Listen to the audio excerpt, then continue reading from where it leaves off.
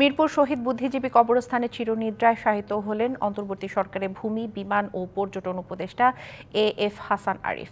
সোমবার সকালে তাকে দাফন করা হয়। স্মৃতিচারণ করে তার দীর্ঘদিনের সহকর্মীরা বলেন, দায়িত্ব পালনে হাসান আরিফ ছিলেন নিষ্ঠাবান। এই উপদেষ্টার মৃত্যুতে আজ রাষ্ট্রীয়ভাবে শোক পালন করছে দেশ।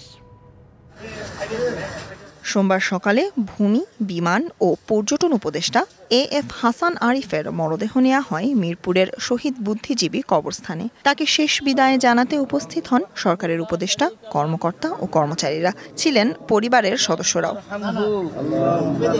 পরে সমাহিত করা হয় হাসান আরিফকে। স্মৃতিচারণ করে সহকর্মীরা জানান, রেখে যাওয়া কাজগুলো তার নির্দেশনা অনুযায়ী করার।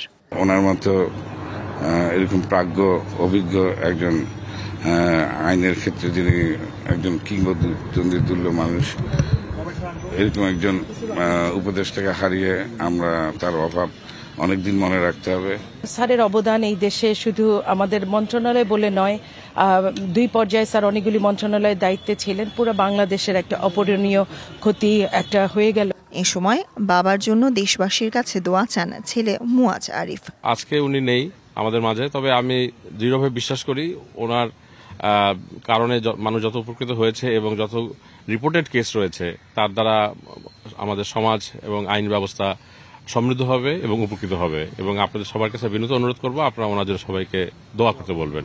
অন্তর্বর্তী সরকারের এই উপদেষ্টার মৃত্যুতে রাষ্ট্রীয় শোক পালন করা হয় সোমবার। প্রতিষ্ঠানে চলে দোয়া ও প্রার্থনা।